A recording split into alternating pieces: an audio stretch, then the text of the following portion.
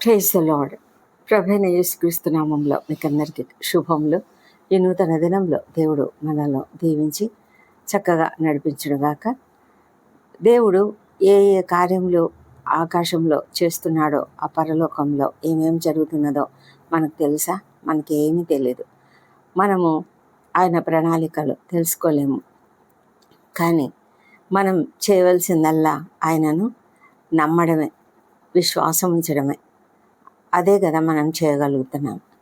లేకపోతే మనము అబ్రహాం ఎంత విశ్వాసం చూపించాడంటే, నువ్వు రమ్మని, నీ దేశాన్ని వదిలిపెట్టు, నీ ప్రాంతాన్ని వదిలిపెట్టు, నీ కుటుంబాన్ని వదిలిపెట్టు, నువ్వు వచ్చేసే, నేను నీకు ఒక దేశంను ఇస్తున్నాను, ఆ దేశానికి వచ్చేసే అని చెప్పగానే అసలు ఏమీ మాట్లాడకుండా, ఆ దేవుడు కూడా సరిగా తెలియదు తనకి, కానీ ఆయన నమ్మాడు, విశ్వసించి తన భార్యతోనూ, బంధువులు, ఆ లోతుతోనూ, ఆ విధంగా తన పని వారితోనూ తను వెళ్ళిపోయాడు. ఎక్కడికి వెళ్తున్నావు అని ఎవరన్నా అడిగితే తెలీదు, దేవుడు చెప్పాడు వెళ్తున్నాను అని చెప్పినట్లే అర్థమవుతుంది కదా. మనకు ఆశ్చర్యం అవుతుంది. అలా ఎలాగా? ఇప్పుడు మనమైతే అసలు ఎన్ని క్వశ్చన్స్ వేసుకుంటాం. మనం వెళ్ళిన చోట ఎలా ఉంటుంది, అక్కడ ప్రజలు ఎలాంటి వాళ్ళు, అక్కడ అసలు సరైన ఆహారం దొరుకుతుందా, మంచి నీళ్లు ఉంటాయా, లేకపోతే అక్కడ ఇళ్ళు సరిగా దొరుకుతాయా, ఇలా ఎన్ని రకాలుగానో ఆలోచిస్తూ ఉంటాం. అన్నీ కనుక్కున్న తర్వాతనే మనం వెళ్తాం. కానీ అబ్రహాము ఏమీ ఆలోచించకుండా దేవుని వెంబడి వెళ్ళాడే, అదే విశ్వాసం అంటే. యోబు విశ్వాసం చూడండి. ఇక్కడ యోబు యొక్క పరిస్థితి ఏంటంటే, యోబు ఎంతో చక్కటి, అంటే బాగా ధనవంతుడైనటువంటి వ్యక్తి. తనకున్నటువంటి ఆస్తి వివరాలు చూస్తే మనకు మైండ్ బ్లాక్ అవుతుంది కదా. అతనికి ఎంతమంది అంటే, అతనికి కుమార్తెలు ఉన్నారు. అతనికి 7,000 గొర్రెలు, 3,000 ఒంటెలు, 500 జతల ఎడ్లు, 500 ఆడుగాడిదలు, బహుమంది పనివారు, ఇంత ఉంది. అతనికి కుమారులు ఉన్నారు, కుమార్తెలు ఉన్నారు. అంతేకాదు, అతడు అంత ధనవంతుడు కనుక అతను ఏమన్నా అతని జీవితం సరిగా లేదా అంటే అలా కూడా కాదు. అతడు యథార్థవర్తనుడు, నీతివంతుడు, న్యాయవంతుడు, దేవుని యందు భయభక్తులు కలిగిన వాడు, చెడుతనం విసర్జించిన వాడు. ఇంత గొప్ప మంచి క్వాలిటీస్ అతనికి ఉన్నాయి. అందుకే దేవుడు కూడా అతని గురించి ఎంతగా అతిశయపడ్డాడో కదా. అందుకే అపవాదితో చెప్తున్నాడు. ఆ సాతాను అంట ఏం చేస్తున్నాడు, దేవుని దగ్గరికి వెళ్ళినప్పుడు దేవుడు ఏమంటున్నాడంటే, నీవు నా సేవకుడైన యోబు సంగతి ఆలోచించితివా, అతడు ఎలాంటి వాడో చూసావా అని. భూమి మీద అతని వంటి వాడెవ్వరూ లేరు అని చెప్పినప్పుడు అపవాది ఏమంటున్నాడంటే, ఎందుకు ఊరికేనే ఉన్నాడా అలాగా? అతనికిని అతని ఇంటి వారికిని అతనికి కలిగిన సమస్తమునకును చుట్టూ కంచె వేశావు కదా. నీవే కదా అతని చేతి పనిని దీవిస్తున్నావు. నీవే కదా అతనికి సమస్తమైన ఆశీర్వాదాలు ఇస్తున్నావు. అందుకే కదా అతని ఆస్తి దేశంలో బహుగా విస్తరించి ఉంది. నువ్వు ఒక్కసారి నీ చేయి చాపి అతనికి ఉన్న సమస్తాన్ని తీసివేయి, అప్పుడు అర్థమవుతుంది అతడు నిజంగా నీ అందు విశ్వాసం ఉంచినవాడా, నిజంగా నీ అందు నమ్మకము కలిగినటువంటి వాడా, నిజంగా భక్తిపరుడా, అది తెలుస్తుంది కదా. అతడు నీ ముఖం ఎదుటనే దూషించి నిన్ను విడిచిపోతాడు అని చెప్పినప్పుడు ప్రభువు అతనికి ఒక పర్మిషన్ ఇచ్చాడు. నువ్వు ఏమాత్రము అతని ఆస్తి, అతని కలిగిన సమస్తము నీ చేతిలో ఉంది, కానీ అతనికి మాత్రము ఏ హాని కూడా చేయొద్దు అని చెప్పినప్పుడు ఈ అపవాది చేసిన బహు ఘోరమైన కార్యం మనకు తెలుసు కదా. ఏం చేశాడంటే, ఒక్క దినాననే అతని ఆస్తులన్నీ పోయాయి, పశువులన్నీ పోయాయి, మరి కుమార్తెలు అందరూ కూడా చనిపోయారు. అంతా పోయింది, ఆస్తి మొత్తం పోయింది, కుమార్తెలు అందరూ కూడా పోయారు. అప్పుడు ఎలా ఉంటుంది అతని పరిస్థితి? అతడు ఒక్కొక్క బ్యాడ్ న్యూస్ వింటున్నాడు. అతను ఎంత కృంగిపోయి ఉంటాడో కదా, ఎంత దుఃఖపడి ఉంటాడు, ఎంత బాధపడి ఉంటాడు. ఇంత బాధలో కూడా అతడేమన్నా దేవుణ్ణి విడిచిపెట్టాడా? ఇంత భయంకరమైన పరిస్థితి వచ్చినప్పుడు మనమైతే ఏం చేస్తామంటే చాలాసార్లు మనము దేవుణ్ణి ప్రశ్నిస్తాం. ఏంటి ప్రభా, నాకే ఎందుకు ఇట్లా జరుగుతుంది? ఇంత భయభక్తులతో నేను జీవించానే, ఇంత బాగా నేనున్నప్పుడు కూడా ప్రభా, నేను నీ యందు విశ్వాసం ఉంచి ఉన్నాను కదా, అయినా నాకెందుకు ఇలా జరిగింది అని మనం ప్రశ్నిస్తూ ఉంటాం. కానీ యోబు ఏమీ ప్రశ్నించలేదు. అతడు ఏమంటున్నాడంటే, లేచి తన పైవస్త్రం చింపుకొని తల వెంట్రుకలు గొరిగించుకొని నేల మీద సాష్టాంగపడి నమస్కారం చేస్తున్నాడు. దేవునికి సాష్టాంగపడి నమస్కారం చేస్తున్నాడు. అతనికి ఏం జరిగిందో తెలియదు, బ్యాక్గ్రౌండ్లో ఏం జరిగిందో, దేవుని యొక్క ప్రణాళిక ఏమిటో అతనికి తెలియదు. కానీ అతడు ఏమనుకుంటూ ఉండొచ్చు, బహుశా దేవుడే చేశాడు అని అనుకుని ఉండొచ్చు. అందుకే అతను ఏమంటున్నాడంటే, నేను నా తల్లి గర్భంలో నుంచి దిగంబరినే వచ్చాను, దిగంబరినే పోతాను. యెహోవా ఇచ్చాడు, యెహోవా తీసుకొని పోయాడు.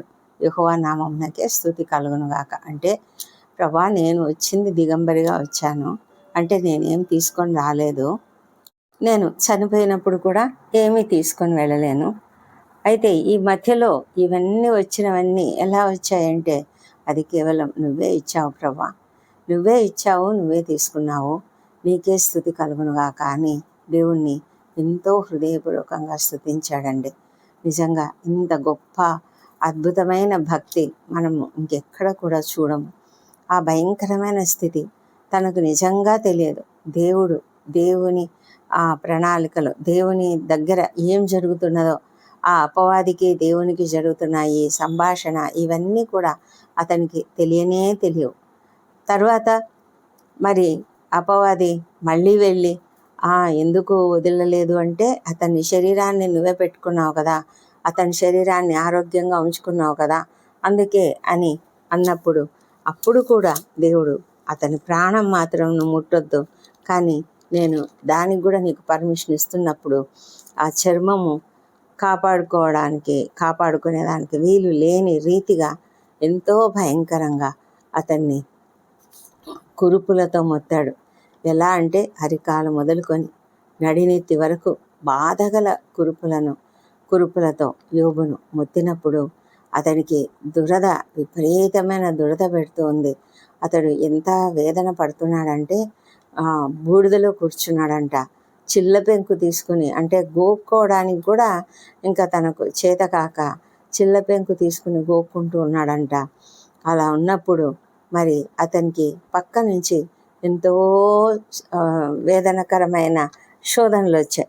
ఎలాగా మరి భార్యనే అంటుంది, ఏమని అంటుందంటే, ఇంకా నువ్వు దేవుణ్ణే నమ్ముకున్నావా, ఇంకా దేవుణ్ణి వదిలిపెట్టావా, ఇంత జరిగింది కదా, ఏం మిగిలింది?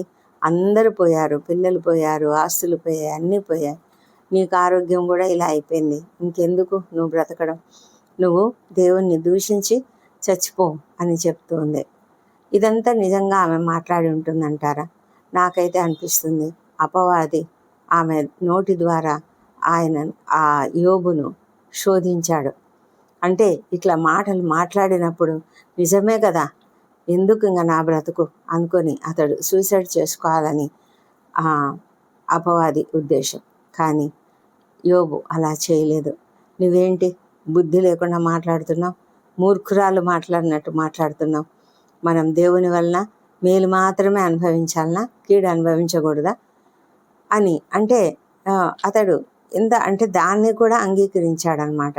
దేవుడు తనకు ఎంత భయంకరమైన కీడును అనుమతించినా కూడా దాన్ని కూడా అతడు అనుభవించడానికి ఎంతో సిద్ధంగా, తన మనసులో ఏమాత్రం కల్మషం లేకుండా దేవుణ్ణి స్తుతిస్తున్నాను, నేను దేవునికి విధేయత చూపుతున్నాను, ఆయన నా విషయంలో ఏం చేసినా పర్వాలేదు, ఆయన నా విషయంలో నాకు ఈ భయంకరమైన వేదన కలిగించాడు, అయినా పర్వాలేదు, కానీ నేను దేవుణ్ణి మాత్రం వదిలిపెట్టను అని చెప్పగలిగాడు. మరి మన జీవితాలలో అలాంటి శ్రమ వచ్చినప్పుడు మనం ఎలా స్పందిస్తాం? మన యొక్క స్పందన ఎలా ఉంటుంది? ఒకసారి మనల్ని మనం పరిశోధించుకుందాం. అపవాది తన వంతు పాత్రను తను బాగా పోషించాడు. చక్కగా నాశనం తీసుకొచ్చాడు, దుఃఖం తీసుకొచ్చాడు, వేదన తీసుకొచ్చాడు, శారీరకంగా మానసికంగా ఎంత వేదన అనుభవించి ఉంటాడో యోబు.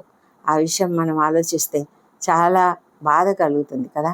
అయితే ఇదంతా జరగడం మరి దేవునికి తెలుసు అని, ఇదంతా అపవాది వల్ల జరిగిందని యోబుకు తెలుసా? తెలియదు. ఒక్కొక్కసారి మన జీవితాల్లో కూడా అంతే. మనకు కూడా ఎన్నో కీడులు, ఎన్నో భయంకరమైన పరిస్థితులు, మనం అనుకోని రీతిగా కొన్ని అవాంతరాలు, లేకపోతే కొన్ని కీడు జరగడం, హాని కలగడం, అనారోగ్యం కలగడం, ఇవన్నీ చూసినప్పుడు మనం దేవుణ్ణి నిందిస్తూ ఉంటాం. కానీ కొన్నిసార్లు అవన్నీ మన వల్లనే జరిగాయేమో, అపవాది వల్ల జరిగాయేమో అనే విషయాలైతే మనం అసలు ఆలోచించాం. ఏది ఏమైనా దేవుని పైన విశ్వాసం అనేది ఉన్నప్పుడు మనము దేవుణ్ణి నిందించకుండా ఎంతో జాగ్రత్తగా ఆయన యొక్క ప్రణాళికకు మనం తల ఒగ్గి, ఆయన మన జీవితంలో ఏం చేసినా అది మన మంచికే చేసి ఉంటాడు అన్న ఒక విశ్వాసంతో మనము దేవుని సన్నిధికి రావచ్చు. మరి అపవాది అయితే డిప్రెషన్ తీసుకొస్తాడు, మరి అవమానం తీసుకొస్తాడు, అనేక రకాలుగా నిందలు తీసుకొస్తాడు.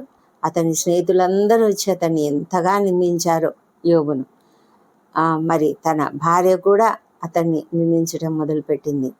ఇన్ని జరిగినా కూడా యోబు ఎంత స్థిరంగా నిలబడ్డాడు విశ్వాసంలో. అలాంటి విశ్వాసాన్ని దేవుడు కోరుకుంటూ ఉన్నాడు. ఇది మనం అలాంటి విశ్వాసాన్ని కలిగి ఉన్నామా? ఇప్పుడు మనము ఎన్ని ఎదుర్కోవాలో మనకు తెలియదు. ఇప్పుడు ప్రస్తుత లోకము, ఈ రాకడ సమయాలు, అంత్య దినాలలో మనం ఉన్నాం. ఎన్ని రకాల నిందలు మనం ఎదుర్కోవాలో, ఎన్ని రకాల హింసలు భరించాలో, ఎన్ని రకాల వేదనలు అనుభవించాలో, దాడులు ఎదుర్కోవాలో, ఇవన్నీ మనకు తెలియదు. కానీ ఏదైనా కూడా, ఏది ఏమైనా మనం దేవుని పైన విశ్వాసం స్థిరంగా ఉంచుకోవడం అనేది చాలా ప్రాముఖ్యమైన విషయం. దేవుని యందు విశ్వాసం ఎప్పుడు వస్తుంది మనకు అంటే, ఆయనతో మనం నిత్యము అనుబంధం కలిగి సంతోషంగా ఆయనతో మనం ఎంత దగ్గరగా ఉంటే అంత దగ్గరగా మనము దేవుని యొక్క ప్రణాళికను కూడా గ్రహించగలుగుతాం. అంతేకాదు బలపడతాము.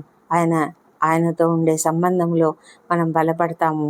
మనము ఎప్పటికి కూడా మనకి ఎంత నొప్పి కలిగినా కూడా ఆయనకు విరోధంగా మనం తిరగకుండా ఉండగలుగుతాం. అలాంటి నమ్మకము, విశ్వాసము మనం కలిగి ఉండడానికి దేవుడు మనకు కృప చూపించుగాక. యోబు అయితే దేవుణ్ణి ఆనుకొని ఉన్నాడు, దేవుణ్ణి వదిలిపెట్టకుండా ఉన్నాడు. ఎంత భయంకరమైన పరిస్థితి అయినా. మరి అలాంటి పరిస్థితులలో మనమైతే ఎలా ఉంటామో ఒకసారి ఆలోచించుకుందాం.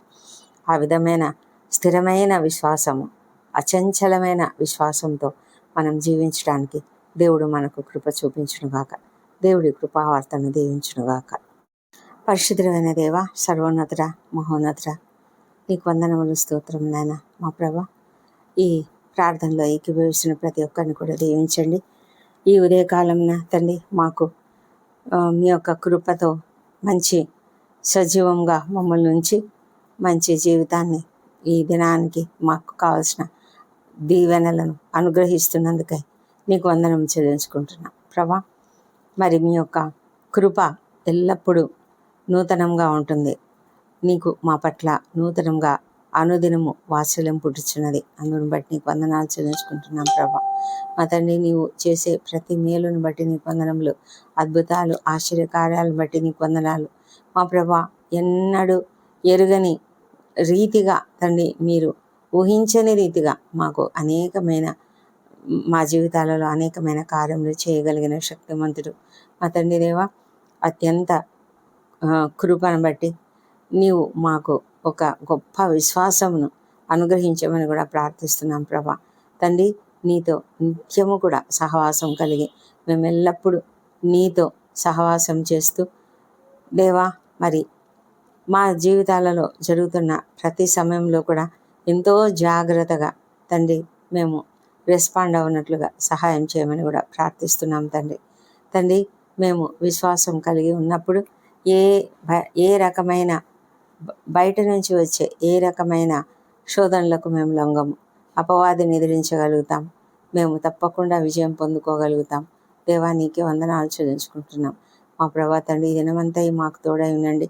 మా పనులలో మాకు జయమును అనుగ్రహించండి ప్రభా. మా ఉద్యోగ జీవితాలలో మేము నీకు మహిమకరంగా ప్రభా మరి మా పనులన్నీ కూడా ఉత్తమమైనవిగా ఉండునట్లుగా సహాయం చేయండి.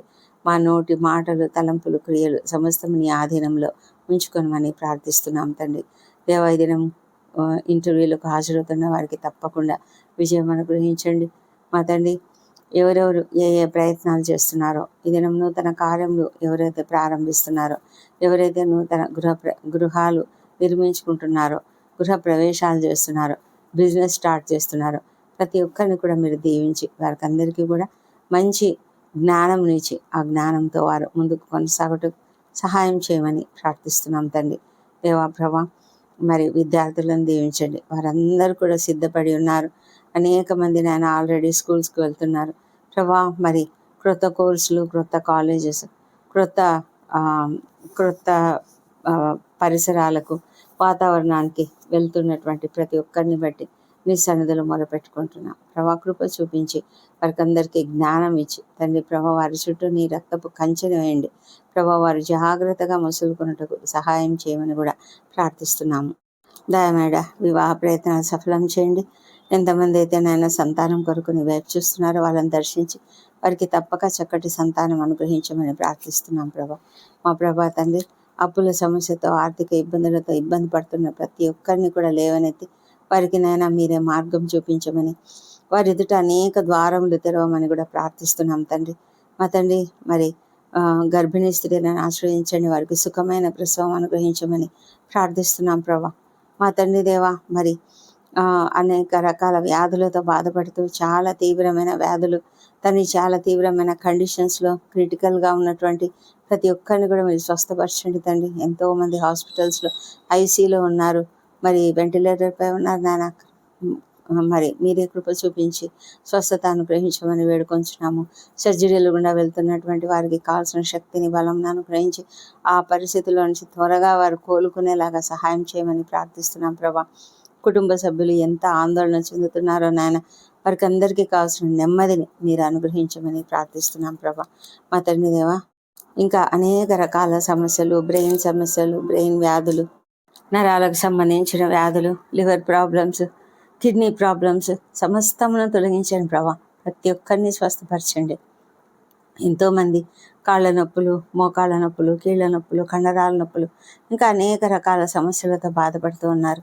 ప్రతి ఒక్కరిని స్వస్థపరచమని వేడుకొంచున్నాం నాయన. మా తండ్రి దేవా, అన్యాయానికి గురైన వారికి న్యాయం జరిగించండి. వారి పక్షంగా మీరు వ్యాజ్యమాడి తండ్రి వారికి న్యాయం జరిగించమని ప్రార్థిస్తున్నాం. ఎంతోమంది నాయన సఫర్ అవుతున్నారు. ల్యాండ్ సమస్యలు, కోర్టు సమస్యలు, ఇంకా అనేక రకాల సమస్యలతో ఉన్నారు ప్రభా. సహాయం చేయండి మా తండ్రి దేవా. అనుదినము తండ్రి ఎంతోమంది ఎన్నో సమస్యలు వారి ఎదుట ఉంటాయి. వాటన్నిటి గురించి వరి అవుతూ ఉంటారు తండ్రి ప్రభా. మీరు కనికరించి ప్రతి ఒక్కరి చింత యావత్తును తొలగించండి ప్రభా. ప్రతి ఒక్కరికి సహాయం చేసి నాయన ప్రభా ప్రతి ఒక్కరికి నెమ్మదిని, సమాధానం అనుగ్రహించమని ప్రార్థిస్తున్నాం. రక్షణ లేని ప్రతి ఒక్కరిని రక్షించండి. ఎంతో భయంకరమైన జీవితం జీవిస్తున్నారు నాయన. క్రైస్తవులుగా ఉంటూ కూడా నేను అంగీకరించలేని స్థితిలో ఉన్న ప్రతి ఒక్కరిని కూడా తన్ని కఠినమైన హృదయాలను మీరు మార్చండి ప్రభా. వారి హృదయాలను తన్ని నీ వైపునకు ఆకర్షించుకోమని ప్రార్థిస్తున్నాం తండ్రి దేవా ప్రభా. వారి మనోనేత్రాలను వెలిగించండి, నీ సిలువ విలువను తెలుసుకొనిలాగున సహాయం చేయమని ప్రార్థిస్తున్నాము దేవా ప్రభా. వ్యసనాలకు గురై కుటుంబంలో ఎంతో సమస్యాత్మకంగా ఉంటూ భయంకరంగా ఉన్నారు తండ్రి. వారిని కూడా మీరు తాకండి తండ్రి. వారికి విడుదల యేసు నామములో కలుగజేయమని ప్రార్థిస్తున్నాం ప్రభా. నాయన నీ నామం ఎంత గొప్పది, అత్యున్నతమైన నామంలో మేము ఈ ప్రార్థనలన్నీ అడుగుతున్నాము. తప్పక సహాయం చేయండి నాయన ప్రభా. ప్రపంచమంతటా శాంతి, సమాధానం అనుగ్రహించండి. యుద్ధ వాతావరణం తీసివేయండి నాయన. యెరూషలేమును దీవించండి. మరి వారి నగరులలో క్షేమము, వారి ప్రాకారములలో నెమ్మదిని దయచేయండి. ఇశ్రాయేల్ దేశంను కూడా దీవించమని ప్రార్థిస్తున్నాం మా ప్రభా. మా దేశంను దీవించి మా దేశంపై నీ పరిశుద్ధాత్మను కుమ్మరించి ప్రభా ప్రతి ఒక్కరూ నేను తెలుసుకునేలాగా సహాయం చేయండి.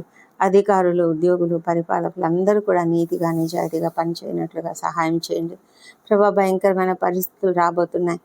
మరి రెండవ రాకడ కూడా చాలా సమీపంగా ఉన్నది. దాన్ని మేమంతా కూడా సిద్ధపడి నాయన ఎత్తబడే వారిలో ఉండునట్లుగా మాకు కృప చూపించమని కూడా వేడుకుంటున్నాం. తండ్రి ప్రభా, ఈ దినం బర్త్డేలు, వివాహ దినం జరుపుకుంటున్న బిడ్డను దీవించండి. గడిచిన సంవత్సరం అంతా మీరు వారికి చేసిన ప్రతి మేలును బట్టి నీకు వందనములు. రాబోయే సంవత్సరంలో ఇంకనూ అధికమైన మేలులను వారికి అనుగ్రహించమని ప్రార్థిస్తున్నాం. మా ప్రభా తండ్రి, వారిపై నీ ముఖకాంతిని ప్రకాశింపజేసి సంతోషము, సమాధానం అనుగ్రహించమని వేడుకుంటున్నాం. తండ్రి, ఈ ప్రార్థనలో ఏకీభవిస్తున్న ప్రతి ఒక్కరిని దీవించి ఎవరికి ఏ సమస్యలున్నా వాటిని తీర్చమని ప్రార్థిస్తున్నాం. తండ్రి దేవా, నీ దీవెనలతో మమ్మల్ని నింపి ఈ దినమంతా నీ దీవెనలతో మమ్మల్ని క్షేమకరంగా, జయప్రదంగా నడిపించమని వేడుకుంటూ ఈ ప్రార్థనలు మా ప్రభు అయిన యేసుక్రీస్తు నామంలో అడిగి పొంది ఉన్నామని నమ్ముతూ నీకు స్తోత్రం తెలుస్తున్నాం తండ్రి.